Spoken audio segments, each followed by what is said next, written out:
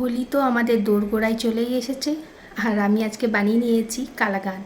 Holi specially বলতে পারো এই কালাকাঁদের রেসিপিটা তোমাদের সাথে আজকে আমি শেয়ার করছি। হোলির টাইমে তো আমাদের অনেকের ঘরেই গেস্ট এসে থাকে, তো সেই টাইমে এই কালাকাঁদের রেসিপিটা তোমরা তাদেরকে বানিয়েও খাওয়াতে পারো। তারাও কিন্তু তোমাদের নাম করতে একদম বাধ্য হবে, এতই ভালো হয় এটা খেতে। দোকানের চেয়ে কোনো অংশেই কম হয় না। তো আমি এখানে 2 লিটার দুধ ইউজ করছি। এইদিকে দুধটা ফোটাতে বসিয়ে দিয়েছি, আর একদিকে আমি এখানে দই নিয়ে নিচ্ছি।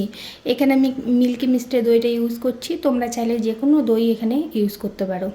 তো এখানে আমি হাফ কাপ মতন দই নিয়েছি, আর এরপরে দুধটা দেখো অনেকটা ফুটে এসেছে, আর কিছুটা কমেও এসেছে। কিন্তু ঠিক এই পর্যায়ে অল্প অল্প করে দইটা মেশাতে হবে, আর সাথে সাথেই আর হাতে খুন্তিটা নাড়তে হবে, আর না হলে কিন্তু দুধটা দলা পাকিয়ে যাবে এক জায়গাতে। তো এভাবেই আমি এক হাতে করে মেশাচ্ছি আর এক হাতে করে দইটাকে ঢালছি।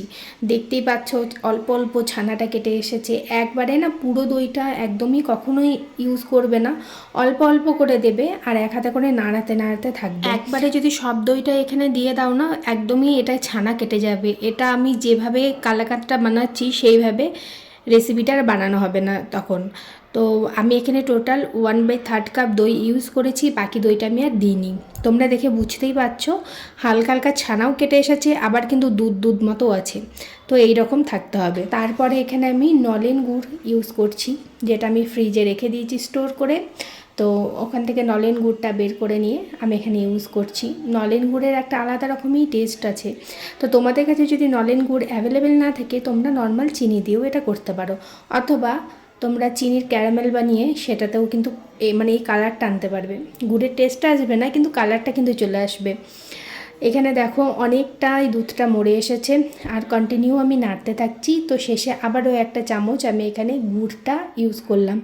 তো গুড় তোমরা যে যেরকম মিষ্টি পছন্দ করো সেরকমই দেবে, তবে মিষ্টির পরিমাণটা এই কালাকাঁদে একটু বেশি দিকে থাকে আর কি। তাহলে বেশ ভালো জমাটটা বাঁধে, তো কাটতেও সুবিধা হয় আর খেতেও ভীষণই ভালো লাগে। তবে তোমরা যদি একদমই কম মিষ্টি পছন্দ করো, সেক্ষেত্রে কম মিষ্টি দিতে পারো। এইরকমই নর্মাল এরকম মাখা সন্দেশের মতন হয়ে যাবে, ক্ষীর ক্ষীর মতন এটা খেতে হয়, এটাও খেতে পারো, খুব ভালো লাগে খেতে।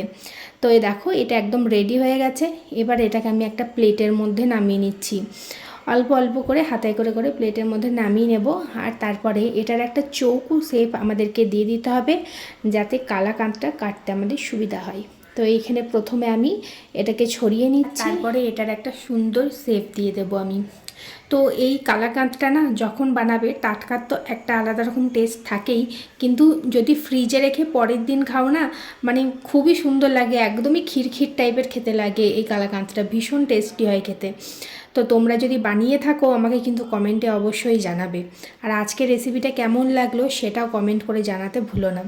এবার দেখো আমি অল্প অল্প করে চাকু দিয়ে দিয়ে কেটে নিচ্ছি, তোমরা যেরকম শেপ চাও সেরকম শেপেই কাটতে পারো, তবে আমি এখানে চৌকো চৌকো করে কাটছি। তোমরা চাইলে বরফিও করতে পারো, অথবা তোমরা যদি চাও কাঁচা গোল্লার মতন শেপ দিতে, তো গোল গোল লাড্ডুর মতন সেরকমও তোমরা কিন্তু দিতে পারো। কেমন লাগলো আজকের ভিডিওটা সেটা কমেন্টে অবশ্যই জানাবে। ভিডিও ভালো লাগলে লাইক কমেন্ট শেয়ার করতে ভুলবে না।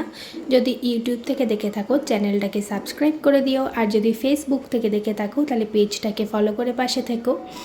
এদিকে দেখো আমাদের কালাকাঁদ একদম পারফেক্টলি রেডি। আবার দেখা হবে অন্য এক ভিডিওতে।